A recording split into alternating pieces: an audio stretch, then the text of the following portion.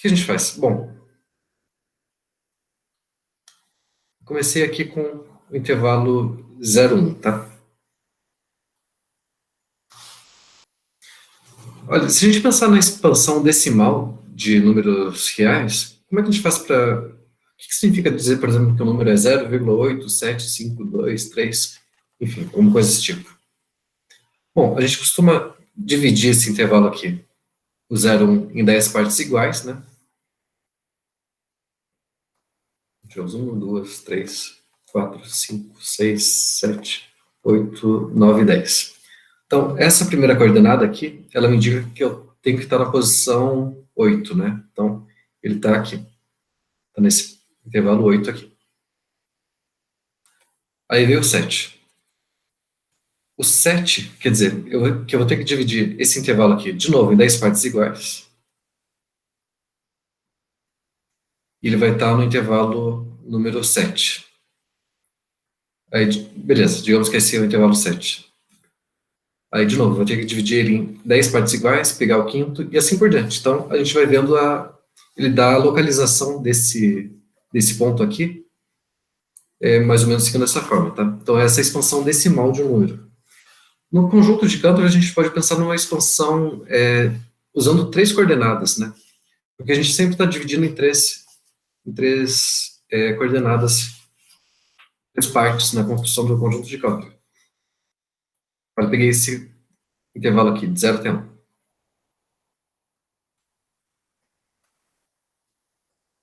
A gente dividiu ela em três partes.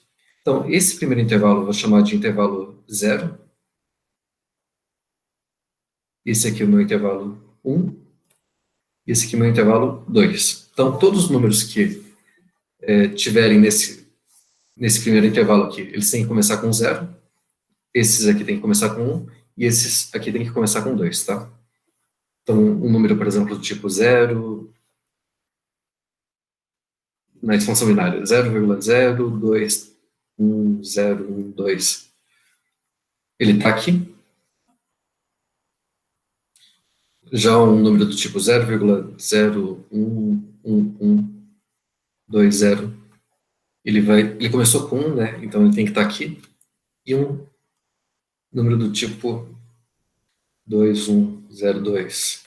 E assim por diante, ele tem que estar nesse terceiro intervalo. Tá, isso é para a primeira coordenada. A segunda, de novo, a gente divide cada um desses intervalos aqui em três partes.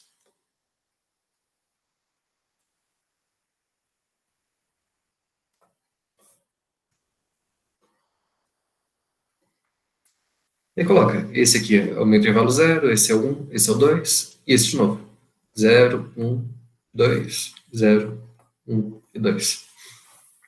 Então, todos os pontos que estiverem nesse intervalo aqui, a primeira coordenada dele é 0 e a segunda é 0. Então, ele tem que começar com 0,00. Esse aqui, a primeira é 0, a segunda é 1. Então, uma coisa desse tipo aqui. Esse aqui começa com 0, depois 2. Esse daqui, a primeira coordenada dele é 1, depois é 0. Esse é 011, 012, esse é 020, 021, 022. Então, o que a gente está fazendo aqui, na verdade, é fazendo a expansão desses números do intervalo 0,1 na base 3, tá? Estou usando 3 dígitos, em vez de usar 10, que a gente usa geralmente.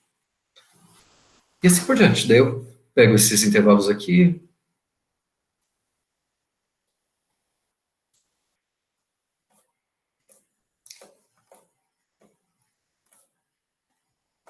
divido cada um deles em três partes,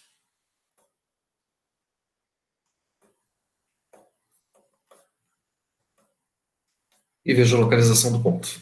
Tudo bem? Tá, o que a gente faz no conjunto de Cantor? A gente começa removendo o primeiro terço aqui, né?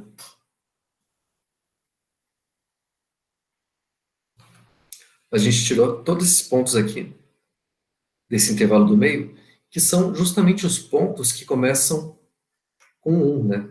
Que a primeira coordenada é 1. Aí no segundo passo da construção, a gente vai tirar esses intervalos aqui. esse daqui. Bom, esse aqui a gente já tirou tudo, então posso até apagar todas essas coisas.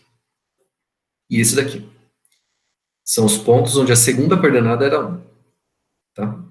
Então, aqui já saiu. Isso todos aqui já tinham saído antes também.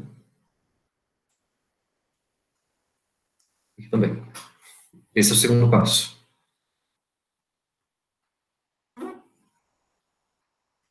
No terceiro passo, a gente vai tirar os pontos que a terceira coordenada era 1.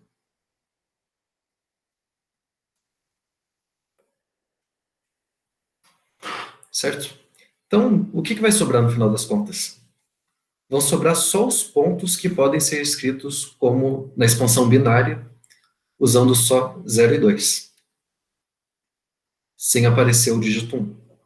Tá? Então, essa seria uma forma de você verificar se um ponto pertence ao conjunto de Cantor ou não. Se a expansão na base 3 dele não tem o dígito 1. Isso aqui é uma forma de você ver, inclusive, que esse conjunto é não enumerável, né? Porque o conjunto de Cantor aqui, a gente poderia pensar ele como a sequência de todos os pontos xn, onde esse xn é igual a 0 ou 2. Então, o conjunto de todas as sequências de pelo menos 2 elementos forma um conjunto não enumerável, né? Aquele argumento da diagonal de Cantor. Beleza?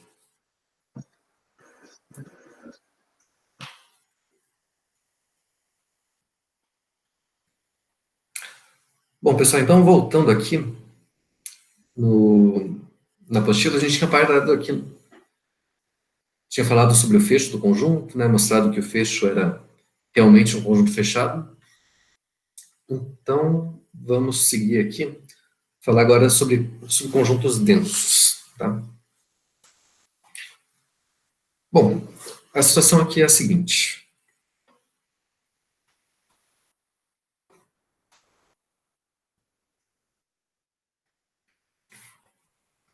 A gente tem dois conjuntos aqui da reta.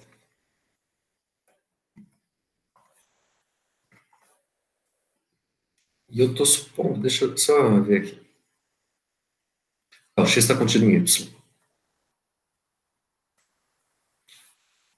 Bom, a gente vai dizer que o conjunto x ele é um subconjunto denso de y se o y estiver contido no fecho do x. Tá? Então, a seguinte situação.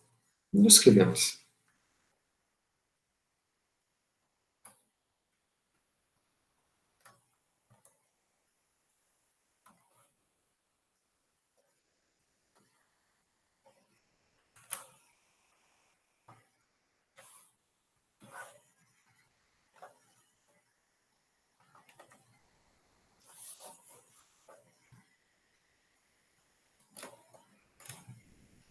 Ele está contido, pode ser igual também. Se o y for um conjunto fechado, ele vai ser igual. Tá? Então, ele é um subconjunto denso se o y estiver contido no fecho do x. Então, olha, o que a gente tem? O x ele é um subconjunto de y, tá?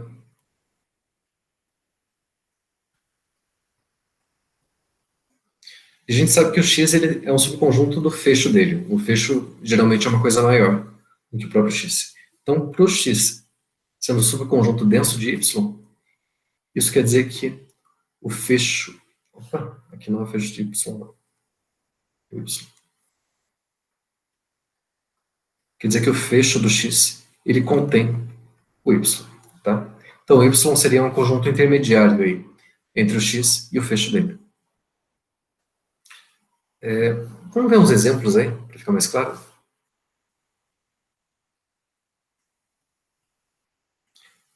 Só uma questão aqui. No caso particular, então, do y ser fechado, isso quer dizer que, ó, se o y for fechado, quer dizer que o fecho do y está contido no fecho de x, tá? Que é o próprio y.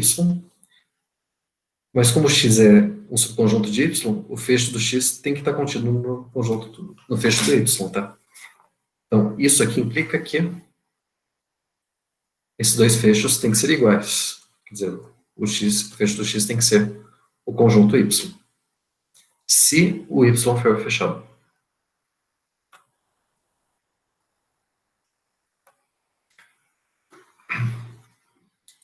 Então, no caso do Y ser fechado, a definição de subconjunto denso é mais simples. O subconjunto é denso num outro conjunto fechado se o fecho de X for igual a Y. Mas essa aqui é uma definição mais geral. Eu não estou pedindo que o Y seja fechado aqui. O X é denso em Y se o Y for um subconjunto do fecho do X. Tá? Bom, exemplos.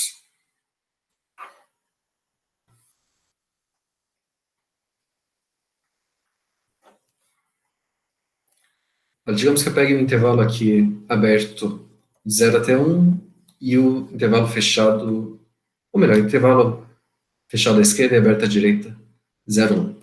Eu posso dizer que o X é um subconjunto denso de Y?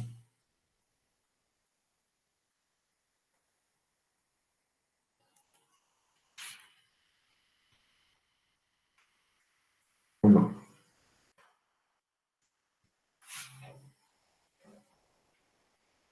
Olha, tem que ter essa situação aqui.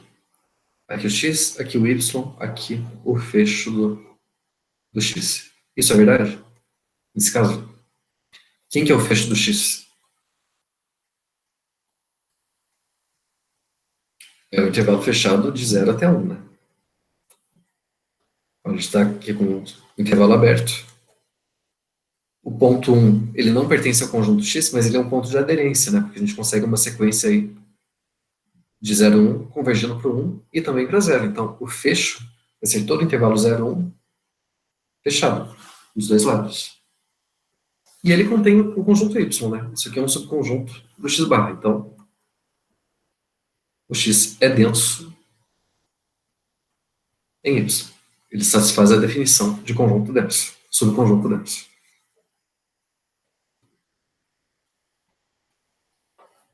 Deixa eu ver o que mais que eu coloquei aqui. Ah, isso é importante também.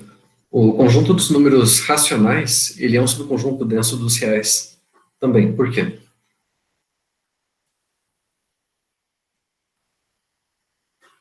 Olha, bom, os racionais são o subconjunto dos reais, né?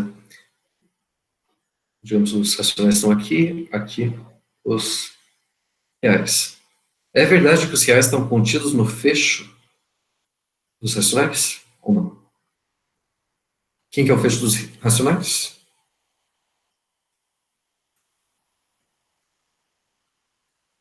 A gente já viu, acho que a aula passada, que o fecho dos racionais são os números reais, né? Por quê? Porque qualquer número real, a gente consegue aproximar ele por uma sequência de números racionais. A gente consegue uma sequência aqui, xn convergindo para x, com xn, todos eles racionais.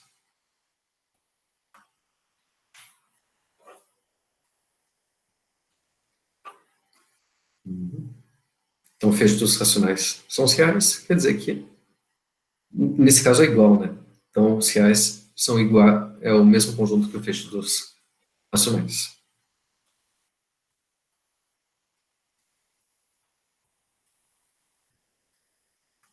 Deixa eu ver se tem mais algum exemplo interessante aqui. Tá, os naturais. A gente pode dizer que é um subconjunto denso dos reais?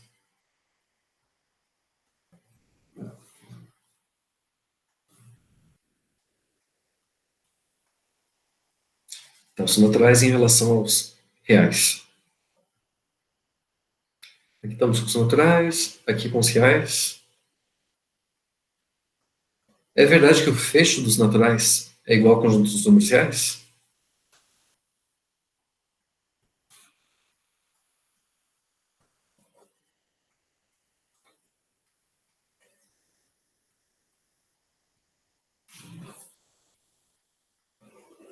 Lembrando, os naturais aqui a gente está considerando 1, 2, 3 e assim por diante. Qual que é o fecho desse conjunto? Se eu pegar uma sequência de números naturais, tem como eu convergir para alguma coisa que não seja um número natural? Não, né? Olha, se eu pegar qualquer ponto aqui, por exemplo, o ponto 1 meio, Pega um intervalinho pequeno aqui. O meio mais epsilon, o meio menos epsilon. Nesse intervalo não tem nenhum número natural, né? Então não tem como nenhuma sequência de números naturais convergir para esse ponto aqui. A gente só consegue sequências convergindo para números naturais. Sequências constantes, por exemplo. Então, o fecho dos naturais é o próprio conjunto dos números naturais. Então, isso aqui não contém o conjunto dos números reais. Então, N não é um subconjunto denso.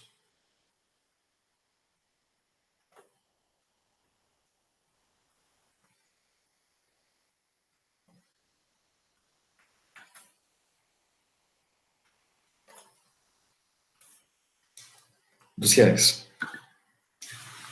A ideia aqui de subconjunto denso é que ele está totalmente espalhado no conjunto, tá? Então, eu sempre consigo uma sequência de pontos desse subconjunto convergindo para qualquer ponto do nosso conjunto maior.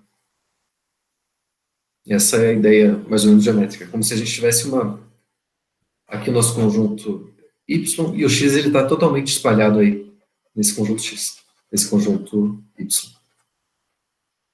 Então, qualquer ponto que a gente pegar nesse conjunto y, eu sempre vou ter pontos do conjunto x aqui próximos desse ponto de y. Na verdade, é isso que a gente vai ver aqui no próximo teorema.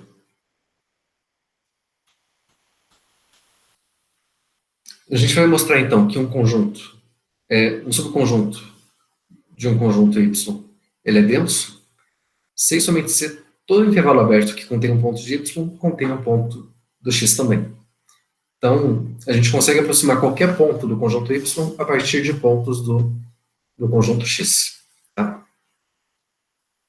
A demonstração disso daí é meio imediata, é só a definição de limite de sequência, tá? Mas vamos lá.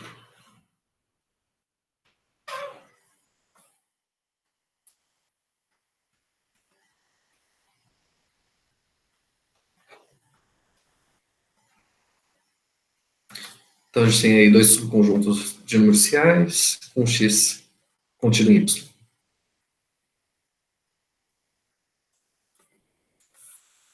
O x é denso em y.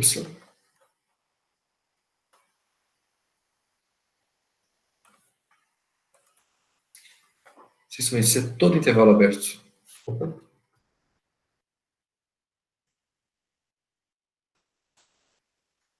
Para todo y em y. E todo intervalo aberto, então eu vou pensar no intervalo daquele tipo y menos epsilon, y mais epsilon, tá?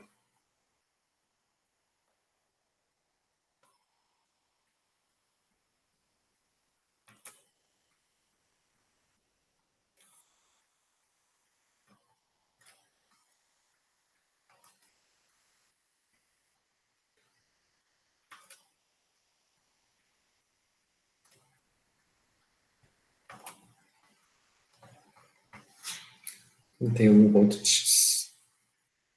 Tá, eu escrevi de um jeito um pouco diferente aqui, mas é a mesma coisa. De novo, é um teorema Professor, do tipo... Oi? Sim, eu tenho uma dúvida. pode falar. Essa definição, ela vale só para subconjuntos de Hare ou isso é possível generalizar e considerar outros conjuntos também? Sim, pode generalizar para qualquer espaço topológico, na verdade. O espaço topológico em geral, a gente vai dizer que um conjunto é denso no outro se e somente se o fecho, se esse conjunto Y estiver contido no fecho de X. Então, vale também para espaços topológicos em geral. Tá? Na verdade, tem até uma definição importante aí em topologia, que é a definição de espaços separáveis.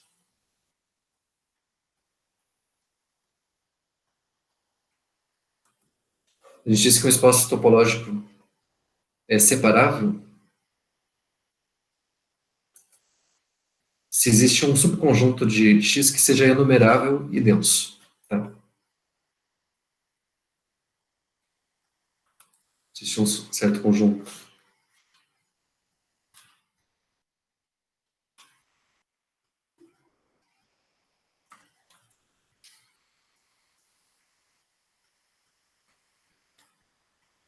e denso em x.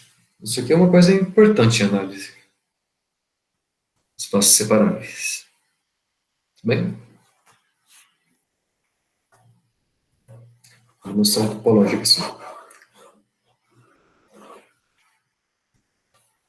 Aqui, se a gente fosse pensar esse teorema para o Rn, por exemplo, em vez de pensar na reta, aí, em vez de a gente considerar intervalos abertos, a gente pensaria em bolas abertas, né?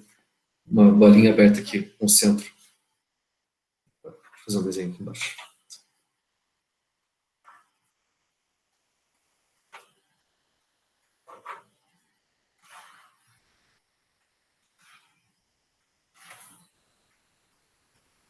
No R2, por exemplo, um conjunto vai ser denso no outro se qualquer ponto que eu pegar desse conjunto Y, pensando na bola aberta aí com centro em Y e raio epsilon, ela tem que conter algum ponto do conjunto X. Tá? Isso significa o conjunto X ser denso no conjunto Y. Então, aqui no caso da reta, em vez de a gente usar bolas abertas, a gente usa esses intervalos abertos. Né? Então, qualquer intervalo aberto aí, com centro num ponto do conjunto Y, ele tem que conter algum ponto do conjunto X.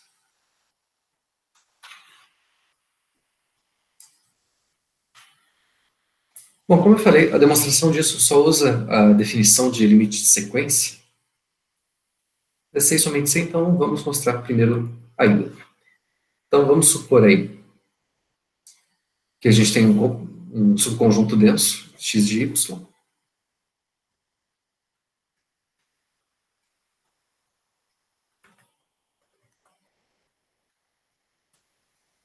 A gente quer mostrar que todo intervalo aberto aí, contendo um ponto de y, tem que conter também um ponto de x, certo?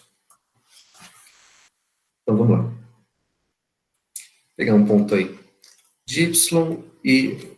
Bom, vale para qualquer intervalo aberto, então eu vou pegar um intervalo do tipo y menos epsilon, y mais epsilon.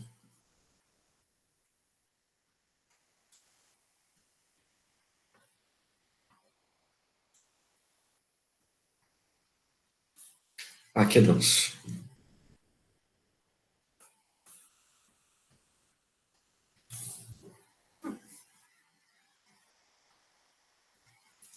Então, aqui está o nosso y mais epsilon, y menos epsilon. Bom, a gente tem que usar as definições aí, né? Como o x é denso em y, quer dizer que o y está contido no fecho do x, certo?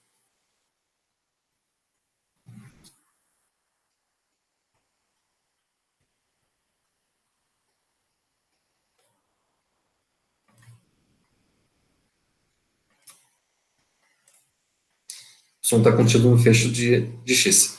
Isso quer dizer que todo ponto de y é um ponto de aderência de x. Tá? Todo ponto de y é limite de uma sequência de pontos de x.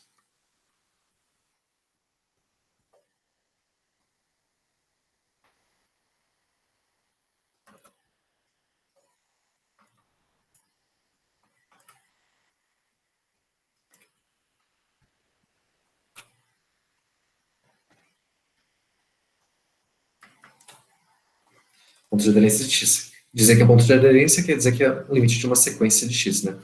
Então, esse ponto x, esse ponto y,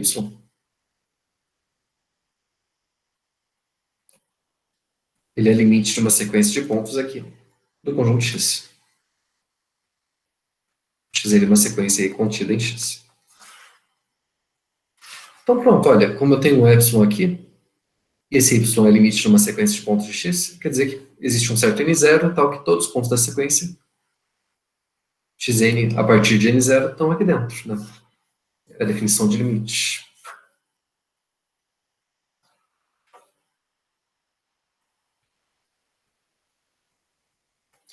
Logo, existe um certo n0.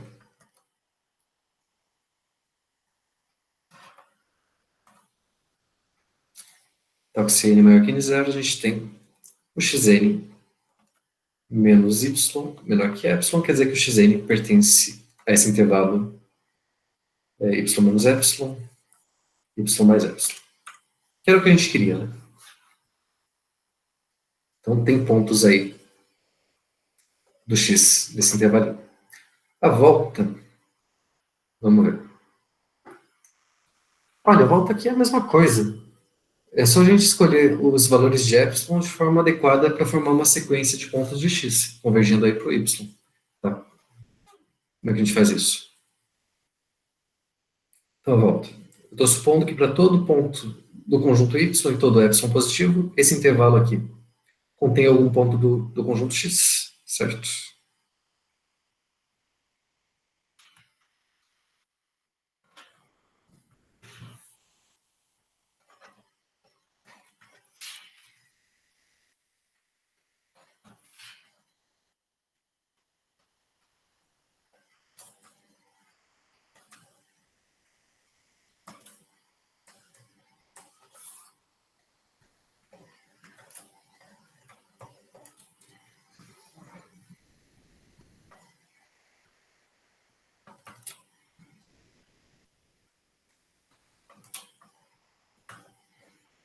Então, existe um ponto x aqui em x, tal que o x pertence a esse intervalo aí, y menos epsilon, y mais epsilon.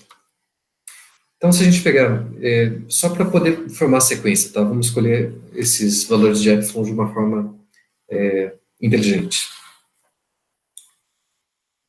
Se a gente pegar, por exemplo,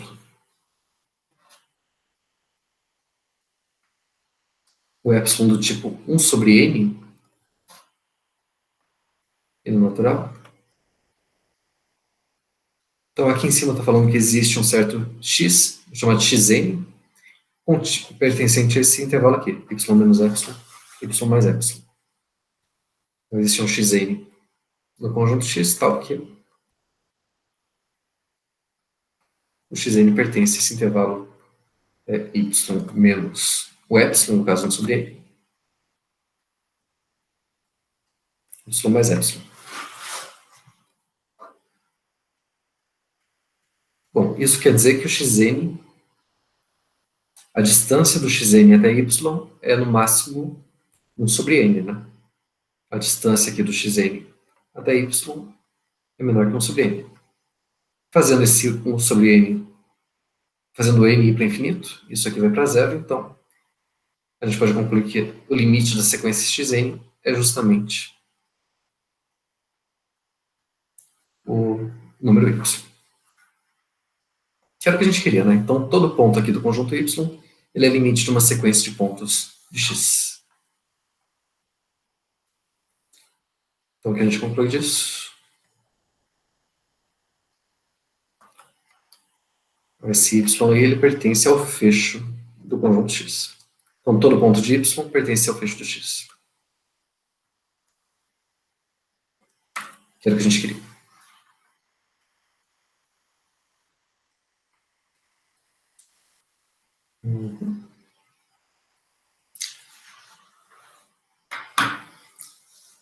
Bom, esse próximo teorema é aquilo que eu falei antes, né, sobre os conjuntos espaços separáveis. A gente vai mostrar, na verdade, que o conjunto dos números reais, o corpo dos números reais, é um espaço separável. Ele tem um subconjunto enumerável e denso.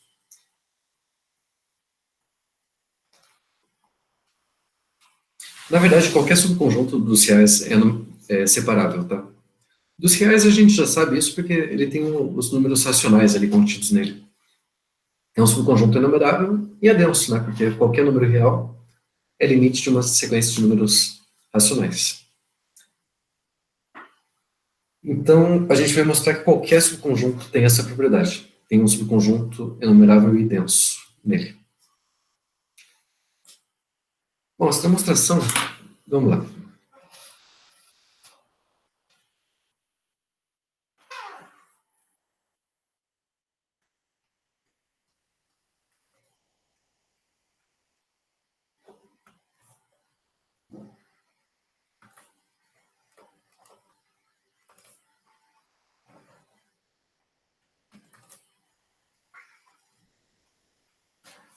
Então, existe um certo conjunto E aqui de x enumerável e denso.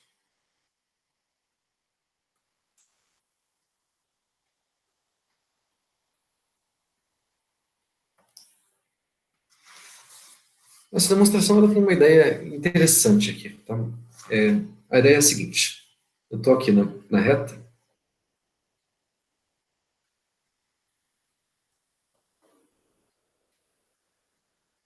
Esse conjunto X ele pode ser qualquer coisa. Pode ser o conjunto de Cantor, pode ser intervalo, sei lá.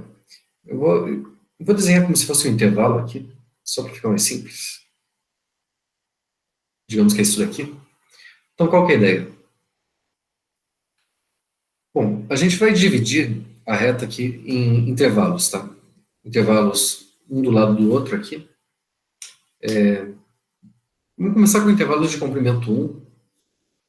Então, por exemplo, eu comecei aqui no ponto 0, fui de 0 até 1, fechado em 0 e aberto em 1. Depois de 0 até 2, de 1 até 2.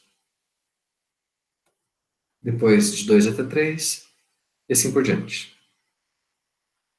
3 até 4, por aí vai. E os negativos também, tá? De menos 1 até 0, de menos 2 até menos 1, e assim por diante. Então a gente está cobrindo a reta inteira, né? Não ficou nenhum ponto de fora. Alguns desses intervalos eles vão interceptar o conjunto X, alguns não. Então, nesses intervalos que interceptarem, por exemplo, aqui estão só esses dois, né? A gente vai escolher um ponto aqui, nesse primeiro intervalo, e um ponto aqui nesse segundo intervalo. Tá? Esse é o nosso primeiro passo. Então, esses intervalos aqui eles são do tipo P, P mais 1, né? O P aqui é um número inteiro. Então, digamos, se eu estou começando em menos 2, somando 1, cheguei no menos 1. Comecei no 0, cheguei no 1 e assim por diante. Então, esse é o meu primeiro passo. Eu vou chamar, por exemplo, aqui, eu estou no intervalo de 1 até 2. Esse ponto eu vou chamar de x1, esse aqui também x1, que é o primeiro passo. E eu estou pegando o intervalo que começou em 1, então vou colocar 1 aqui. Esse começou em 2, vou colocar o 2 aqui. Tá? Colocando esses índices aqui nesses pontos. São pontos do conjunto X que estão dentro desses dois intervalos aqui. Se fosse um ponto aqui, seria o ponto x1 menos 2, tá? Nesse caso não tem. Beleza? Esse é o primeiro passo. Então a gente começou dividindo a reta em intervalos de comprimento 1. No segundo passo, a gente vai começar dividindo a reta em intervalos de comprimento 1 meio, tá? Então a gente vai ter uma coisa assim.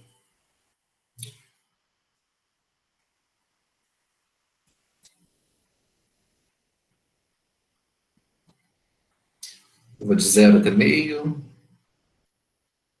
depois de 1 meio até 1, 1 até 1 meio, e assim por diante.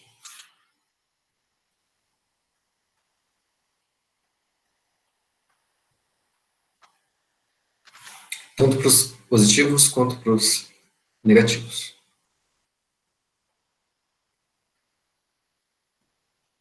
Aí, de novo, esse conjunto X, ele intercepta esses intervalos aqui. Em alguns deles, ele intercepta, em outros não, né? Por exemplo, se a gente olhar aqui, ele intercepta nesse intervalo aqui, nesse daqui também, nesse aqui também, nesse aqui também. Então, esse ponto aqui, eu vou escolher um deles, tá? Tem infinitos pontos aqui nesse exemplo que ele está interceptando. Eu vou escolher um deles e vou chamar de ponto x2, porque é meu segundo passo. E a localização dele, ele está no intervalo... deixa eu ver. Esse aqui seria o meu primeiro, segundo, terceiro. O terceiro intervalo, aqui, contando a partir do zero, né? Esse aqui é meu quarto, então, esse seria meu ponto x2, 4. Esse é meu ponto x2, 5. x2, 6. E assim por diante, tá? Então, a gente está sempre... Vamos continuar dividindo essa reta em intervalos de comprimento 1 sobre 2 elevado a n. Nos intervalos do tipo P sobre 2 elevado a n, P mais 1 sobre 2 elevado a n, que interceptarem o conjunto x, a gente vai escolher um ponto e chamar esse ponto de xnp. E pronto. O conjunto dos pontos xnp vai ser um subconjunto enumerável do conjunto x.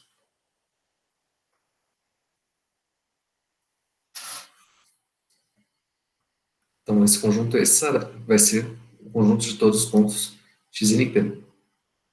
Que a gente construiu dessa forma aí que eu fiz no desenho, tá?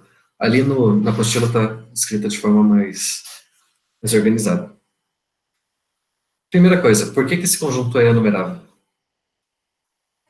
Alguém sabe dizer?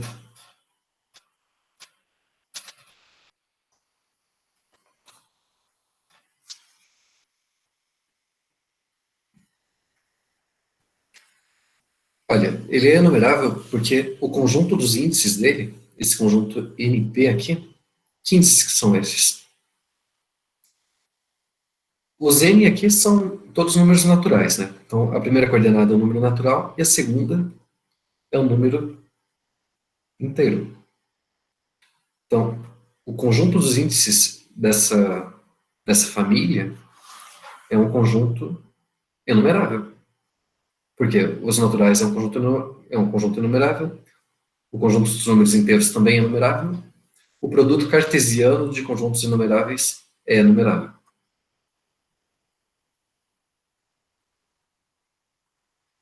Então, esse conjunto formado dessa forma, ele é enumerável. Tudo bem? Falta mostrar que ele é denso. Denso no conjunto X.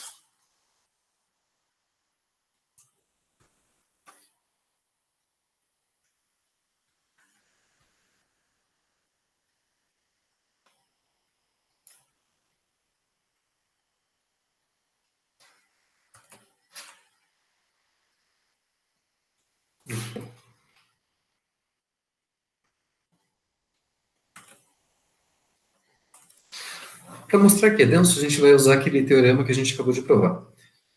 A gente mostrou aqui um subconjunto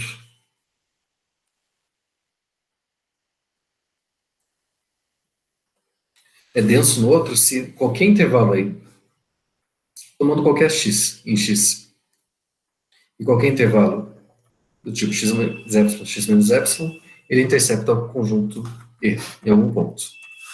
Pessoal, eu vou ali atender a porta rapidinho, já volto aí. Só um minuto.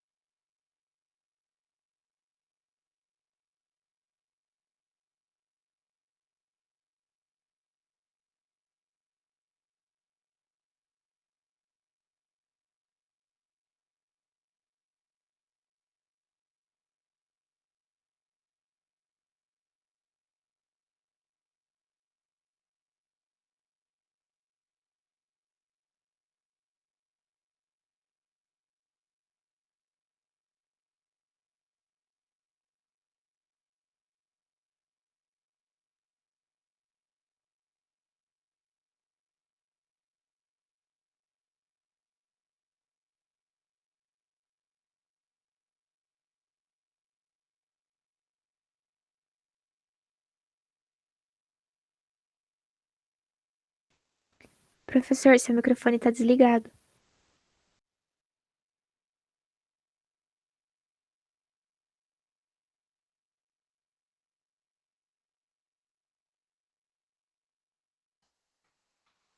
Consegue me ouvir agora? Sim. Joia.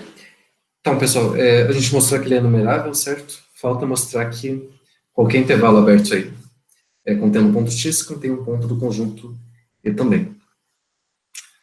Bom, vamos lá.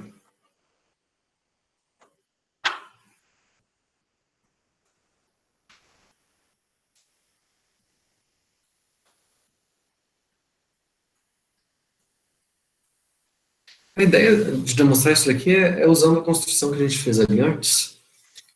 É o seguinte, olha, eu vou pegar um ponto qualquer aí desse conjunto x. Deixa eu desenhar ele de novo.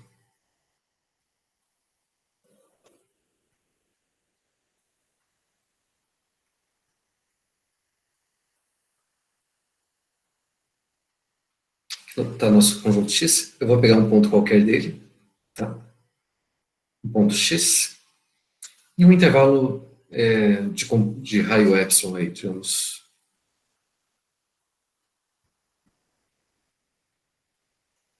X mais epsilon, x menos epsilon.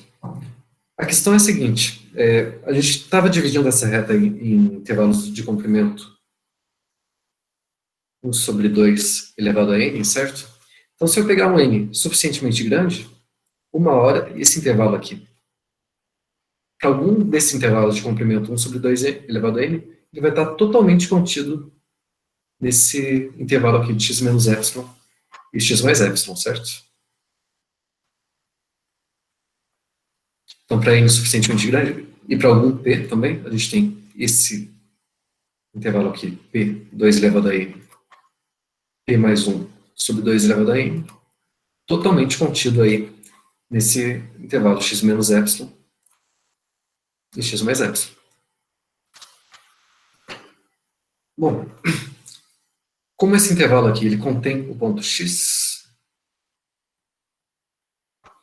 na construção que a gente fez aqui do conjunto E, a gente vai escolher algum ponto x np pertencente a esse intervalo aqui. Tá?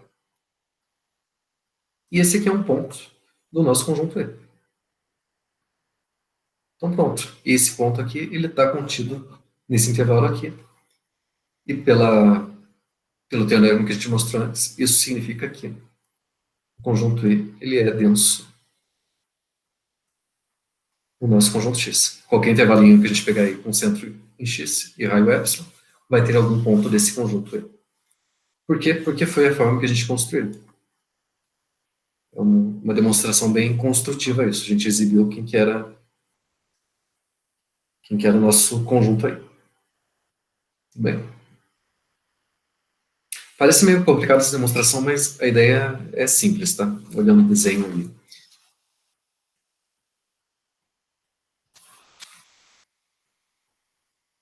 Então, beleza.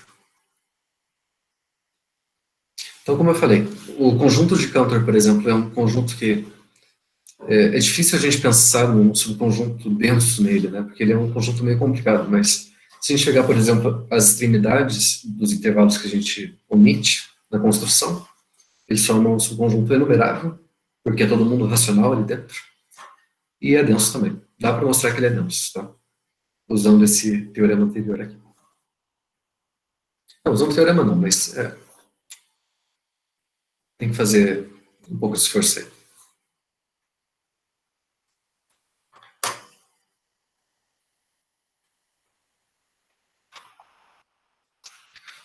Bom, pessoal, a gente vai ver agora uma outra noção topológica importante, que é a de ponto de acumulação. Tá?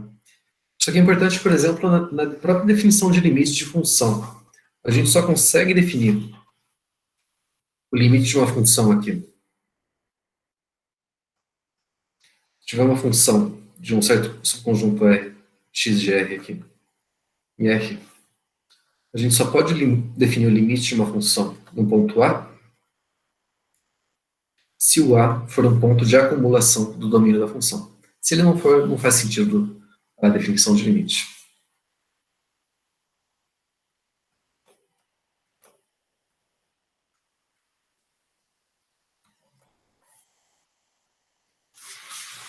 Então, o que é um ponto de acumulação? A definição dele confunde um pouco com a de ponto de aderência. São definições parecidas, mas não são iguais, tá? A gente diz que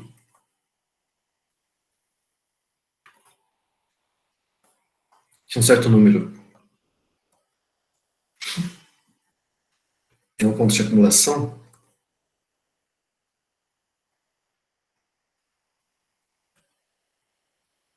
de um conjunto X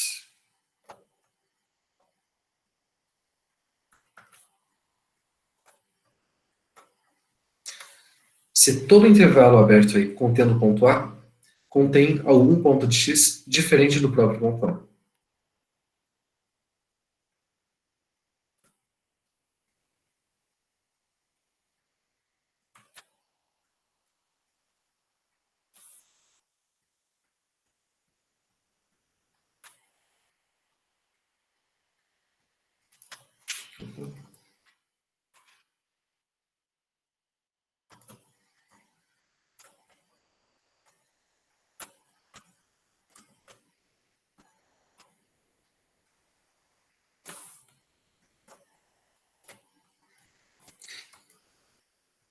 Então, essa condição aqui, ela é o que difere o ponto de acumulação do ponto de aderência, tá? No ponto de aderência, só lembrando aqui, só voltar aqui.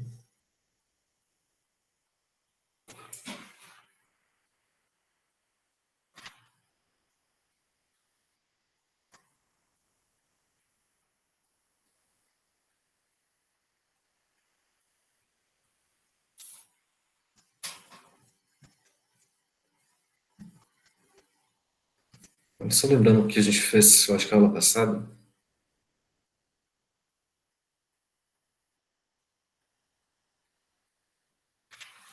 Olha, nesse teorema 2.9, a gente mostrou aqui, um ponto ele é um ponto de aderência se, para qualquer intervalo aberto aí, conjunto X, ele é não vazio, tá?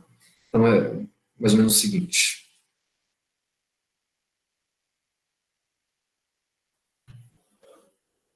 Então, aqui correta, digamos, esse é o nosso conjunto X.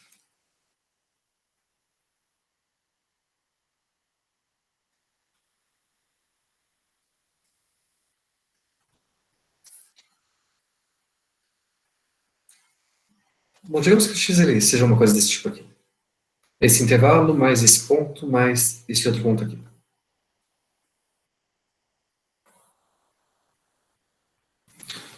Por exemplo, o x1, ele é um ponto de aderência do conjunto?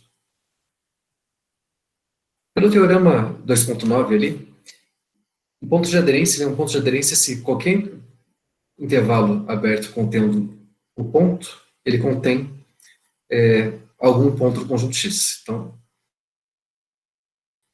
deixa eu reescrever aqui.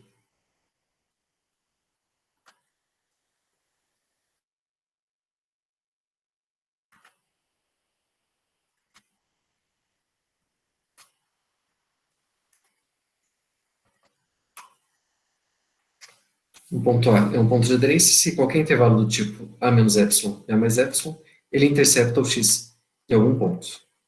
Tá? Então, por exemplo, esse ponto x1, ele é um ponto de aderência, né? Pegar um intervalinho, por menor que seja, ele vai conter o ponto x1, que está no conjunto X. Mesma coisa do x2. Então, x1 é um ponto de aderência de X.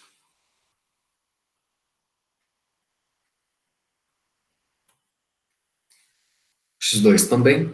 Qualquer ponto que eu pegar no conjunto pertence ao fecho, né? É ponto de aderência. A gente pode pegar a sequência constante, aí convergindo para esse ponto. As extremidades de intervalo aqui também são, né? Qualquer intervalo aberto que a gente pegar e concentra nesse ponto, ele contém pontos do conjunto X. Isso é ponto de aderência. Ponto de acumulação tem uma condição a mais. Esses intervalos que a gente pega não podem, tem que conter algum ponto do conjunto X, mas não pode ser o próprio ponto. Tá? Então, olha, esse x1, por exemplo, ele é um ponto de acumulação?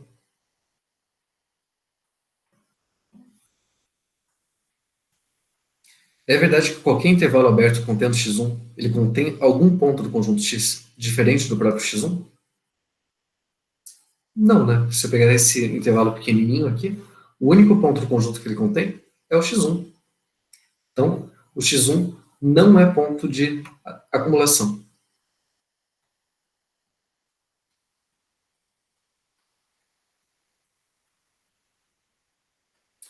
Mesma coisa do x2. Ó, lembrando aqui a definição. O A é um ponto de acumulação?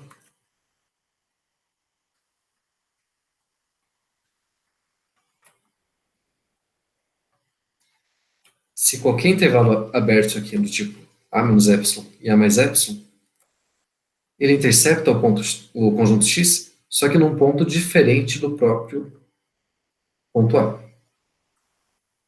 Tá? Então, é uma condição mais forte do que ser um ponto de aderência.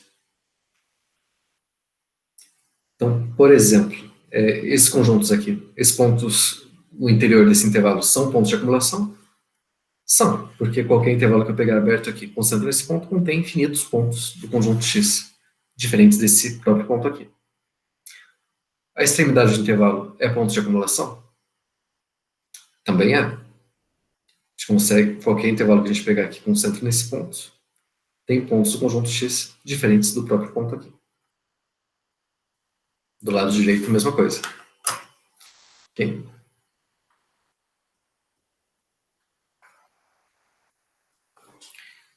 Então é como se a gente tivesse um teste, tá? É mais ou menos assim. Deixa eu fazer o desenho de novo.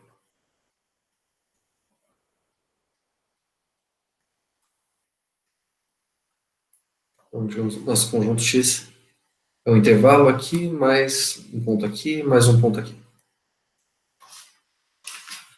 Para a gente verificar se o ponto é de aderência,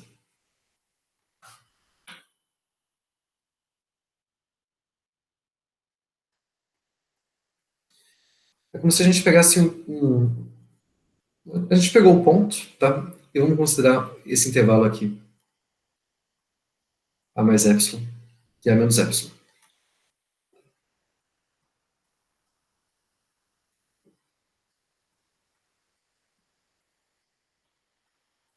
E a gente vai testando aqui se esse intervalo ele sempre vai conter algum ponto do conjunto x diferente do... Diferente não, pode ser até o próprio A. Vai conter algum ponto do conjunto x ou não. Por exemplo, esse ponto aqui, por menor que seja o valor do epsilon, ele sempre vai conter algum ponto do conjunto x, né? Que é o próprio ponto, esse próprio ponto vermelho aí.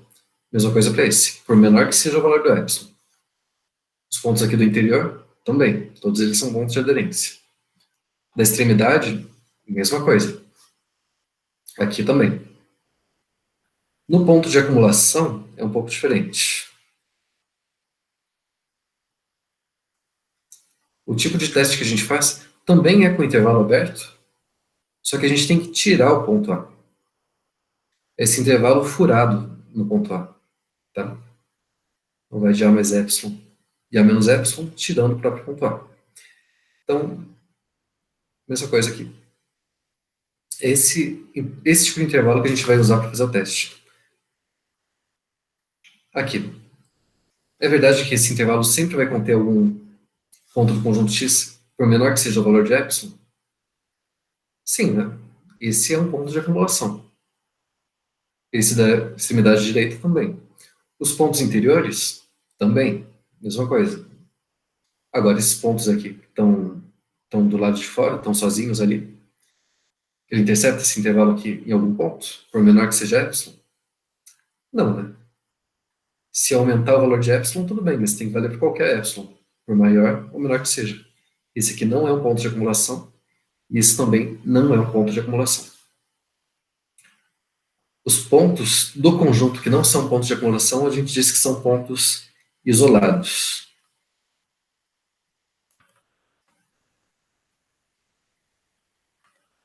E é justamente o que a ideia sugere, né? Eles estão sozinhos ali. Não tem nenhum outro ponto do conjunto próximo desses pontos aí.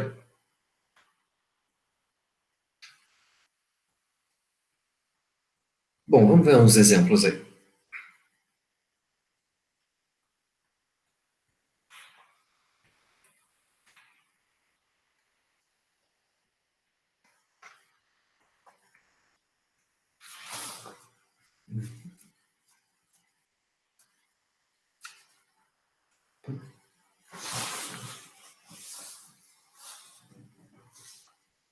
Aqui é a questão de notação, né? O conjunto dos pontos de acumulação, então, a gente já nota aqui como um x'.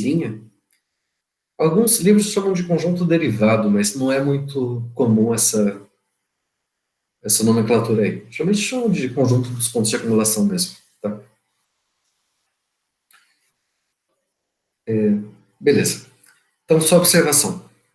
Primeiro, todo ponto de acumulação, ele é um ponto de aderência. Por quê? Porque a condição de ser um ponto de acumulação, ele é mais forte do que de aderência, né? Olha,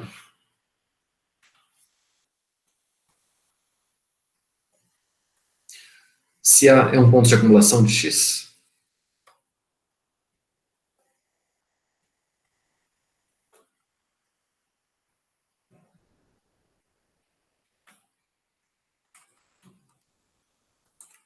isso significa que, para todo epsilon maior que zero, a interseção aqui desse intervalo A menos epsilon, A mais epsilon, com o conjunto X, tirando o próprio ponto A, é não vazia.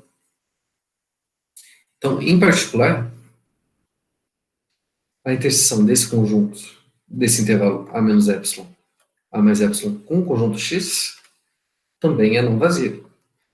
Aqui eu estou colocando até um ponto a mais, né? Nesse segundo conjunto.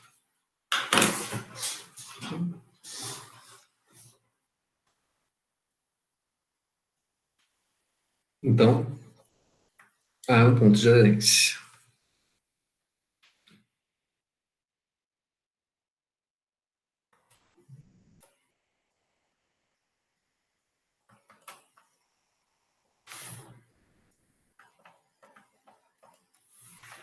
Okay? Essa condição aqui ela é mais forte do que essa outra aqui. Qualquer ponto que satisfaz essa condição vai satisfazer essa outra aqui também. Então, todo ponto de acumulação ele é ponto de aderência. A recíproca não é verdadeira, tá? Eu dei exemplos ali de conjuntos onde tem pontos isolados. Então, por exemplo, se eu pegar o x aqui como intervalo 0, 1, união com ponto 2.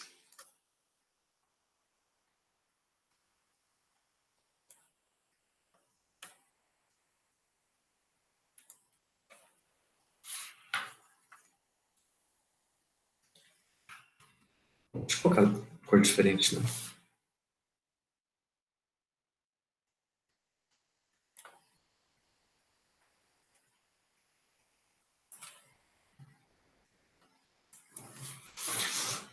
Então, todos os pontos desse conjunto são pontos de aderência, né? A gente viu que o conjunto está sempre contido no fecho dele. Todo ponto do conjunto é ponto de aderência. Mas o 2, ele não é um ponto de acumulação. Porque se a gente pegar um epsilon pequenininho aqui, esse intervalo furado no 2, um raio epsilon, por exemplo, de 2 mais 1 meio até 2 menos 1 meio, ele não contém nenhum ponto do conjunto X. Então, o 2, ele não pertence ao conjunto dos pontos de acumulação. Quem que são os pontos de acumulação aí desse conjunto? Alguém sabe dizer?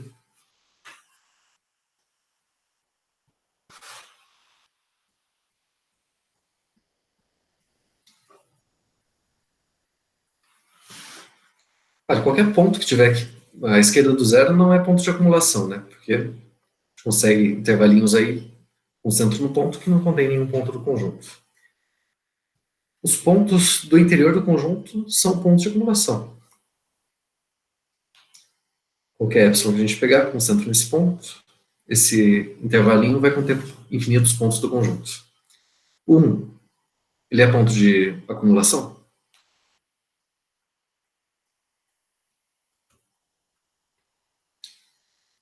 É verdade que se eu pegar qualquer epsilon positivo, esse intervalo de 1 menos epsilon e 1 mais epsilon vai conter algum ponto conjunto? Diferente do 1? Contém, né? Contém infinitos, na verdade. E o dois a gente viu que não é. Então, o conjunto dos pontos de acumulação aqui vai ser o conjunto de 0 até 1, fechado dos dois lados. Tá?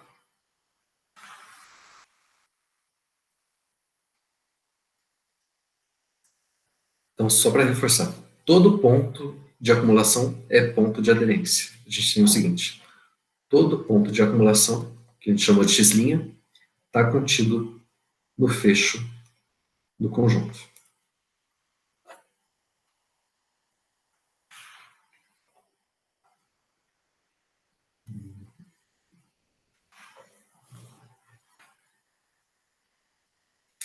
Uma outra coisa que é meio imediata também é que todo ponto interior do conjunto também é ponto de acumulação, né?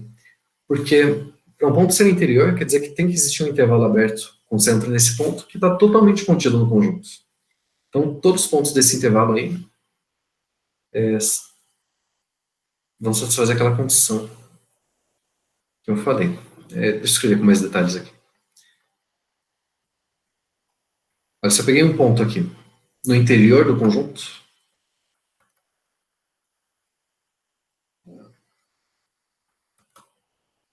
então esse ponto ali é um ponto de acumulação. Por quê? Aqui está nosso conjunto X de novo.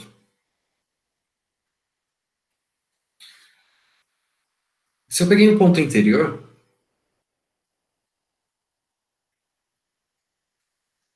quer dizer que existe algum epsilon positivo tal que esse intervalo aqui, A mais epsilon e A menos epsilon, está totalmente contido no conjunto, né? Então, em particular, qualquer ponto aí desse intervalo diferente do A é um ponto do conjunto X diferente do A. Então, esse intervalinho ele contém pontos do conjunto X diferentes do ponto A. Ok. Existe um epsilon maior que zero, tal que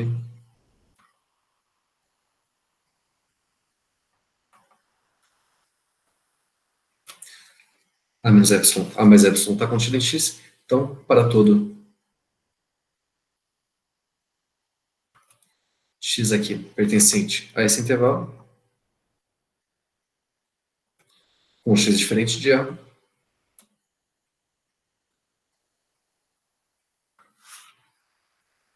a gente tem essa situação aí, que é A menos epsilon e A mais epsilon intercepta o conjunto X num ponto diferente de A. Então, fazendo o desenho ali de novo, a gente pode dizer que o interior do conjunto sempre está contido no conjunto dos pontos de acumulação. Tá? E o conjunto dos pontos de acumulação está contido no fecho desse conjunto aí. E o conjunto X está onde?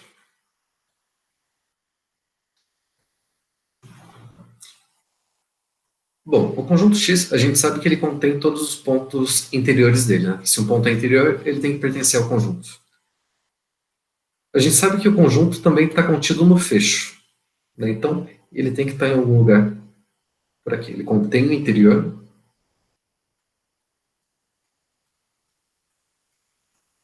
está contido no fecho. Agora, tem pontos de acumulação que podem não pertencer ao conjunto. Tá? Por exemplo, se eu pegar o conjunto X como o intervalo 0 até 1, fechado em 0 e aberto em 1, o conjunto dos pontos de acumulação, quem que vai ser?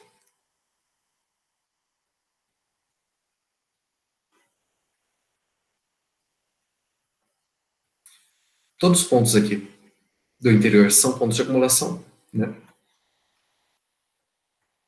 De novo, pensando naquela historinha do intervalo com um buraco no meio. Fazendo esse teste aí. Ponto A mais epsilon, A menos epsilon. qualquer ponto no interior desse intervalo 0 até 1, por menor que seja o intervalo, o comprimento do epsilon aí, ele vai interceptar pontos do conjunto aí diferentes do próprio A. O 0 também, e o 1 também vale, né? Então, o conjunto dos pontos de acumulação aí vai ser todo intervalo de 0 a 1, fechado dos dois lados. Então, o 1 é um ponto de acumulação que não pertence ao próprio conjunto. E o contrário, pode existir pontos do conjunto que não são pontos de acumulação? Pode, né? São aqueles pontos isolados do conjunto. Por exemplo, no caso do conjunto dos números naturais,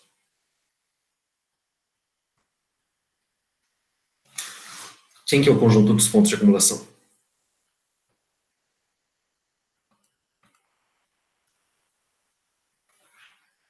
Uma ideia?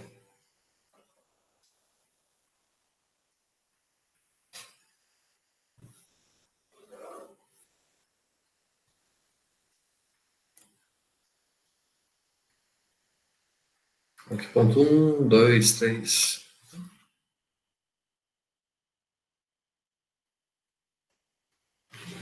E assim por diante. Por exemplo, o número 2, ele é um ponto de acumulação dos naturais?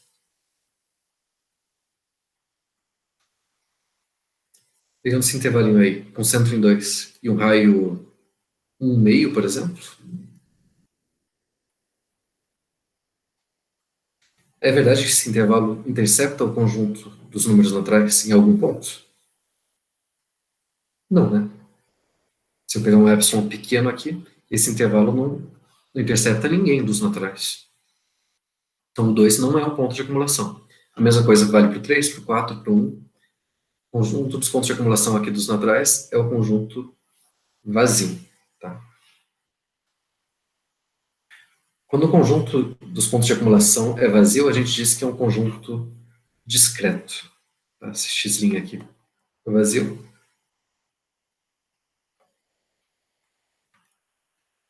Ou melhor, não é bem isso.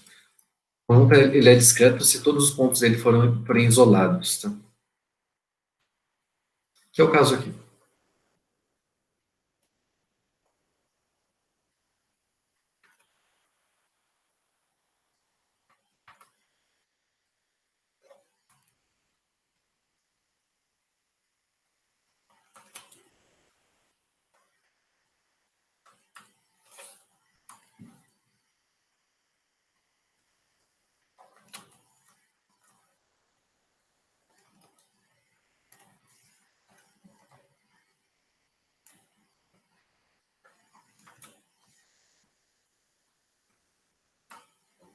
Em pontos isolados. O que significa dizer que um ponto é isolado?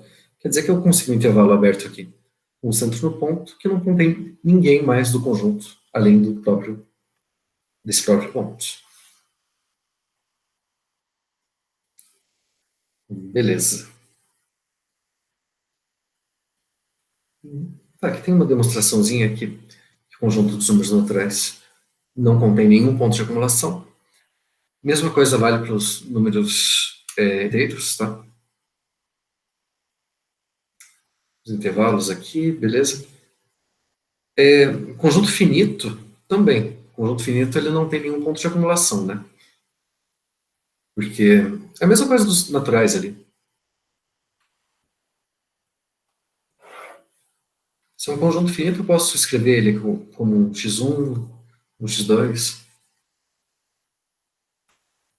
até um certo xn, e eu consigo colocar intervalos pequenos aqui, que não contém ninguém do conjunto além desses próprios elementos, né? Então, todos eles são pontos isolados.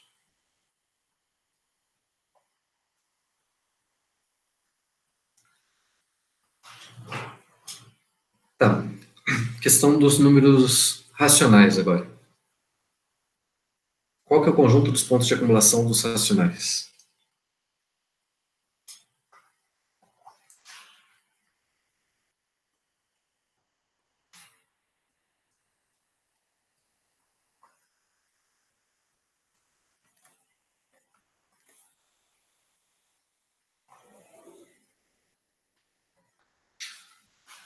Lembrando, definição. Ponto de acumulação, ele é um ponto de acumulação se qualquer intervalo que a gente pegar com centro nesse ponto, ele tem que conter algum ponto do conjunto diferente do próprio centro do intervalo. Então, beleza, eu peguei um número racional qualquer aí, e um certo epsilon positivo. É verdade que eu vou ter números racionais nesse intervalo diferentes do próprio ponto A?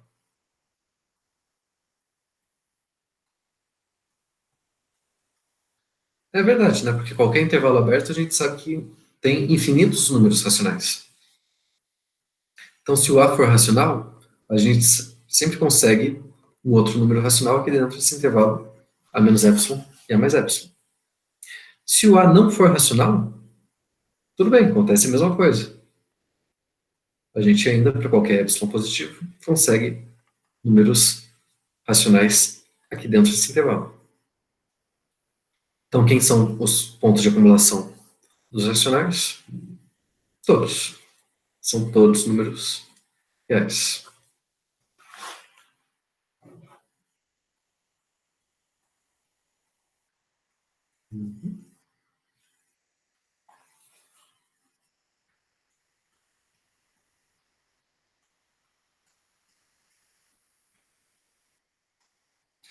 Tá, pessoal, só mais um exemplo aqui para a gente encerrar. É o conjunto x igual a 1 sobre n natural.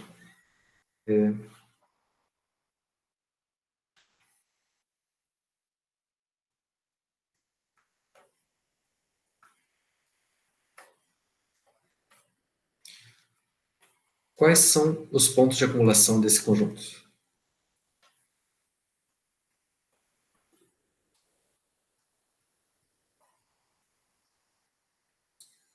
Então, digamos, eu comecei no zero aqui, aqui está 1.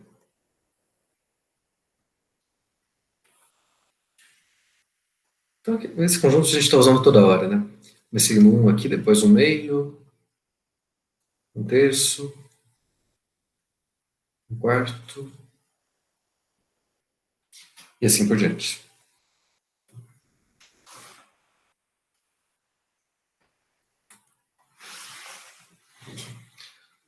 Bom, primeira coisa que a gente pode ver é que esse é um conjunto discreto, né? Qualquer ponto desse conjunto, a gente consegue um intervalinho pequeno aqui, que não contém ninguém do conjunto fora o próprio ponto. Então, nenhum desses pontos é ponto de acumulação. Todos eles são pontos isolados. O único ponto de acumulação que esse conjunto vai ter vai ser o ponto zero. Por quê? Bom, porque qualquer intervalo que a gente pegar aqui com centro em zero, zero menos epsilon, zero mais epsilon, essa sequência 1 sobre n, ela está convergindo para zero, né? Então, vão ter infinitos pontos desse conjunto aí dentro desse intervalo zero menos epsilon, zero mais epsilon. Então, aqui o conjunto dos pontos de acumulação vai ser só o ponto zero, que não pertence ao conjunto.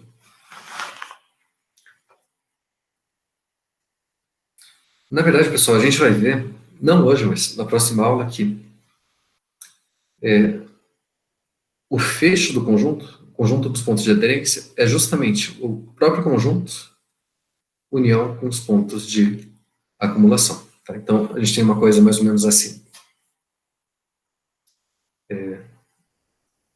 Tá, tem o nosso conjunto X aqui. Os pontos de acumulação dele estão aqui. Tem pontos de acumulação que não pertencem ao conjunto. Tem pontos do conjunto que não são pontos de acumulação. Né? Tem pontos que são as duas coisas. Na verdade, nessas duas coisas está o interior do conjunto. Todo ponto interior pertence ao conjunto. Todo ponto interior é ponto de acumulação. E se eu fizer a união de x' com x, a gente tem o fecho do conjunto. E na verdade não tem ninguém aqui fora, tá? O x união com x' dá o fecho do x. Bom, beleza, esse exemplo a gente já viu. Aqui, também já falei sobre esse exemplo aqui.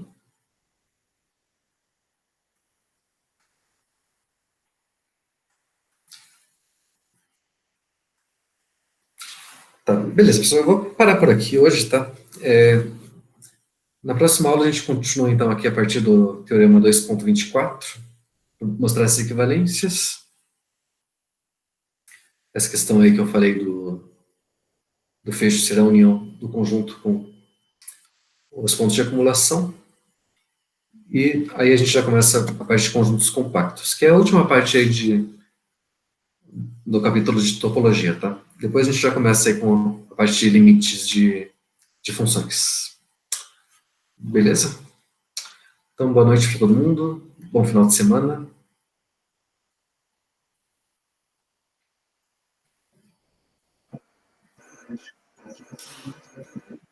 Boa noite, professor. Boa Obrigada noite. igualmente.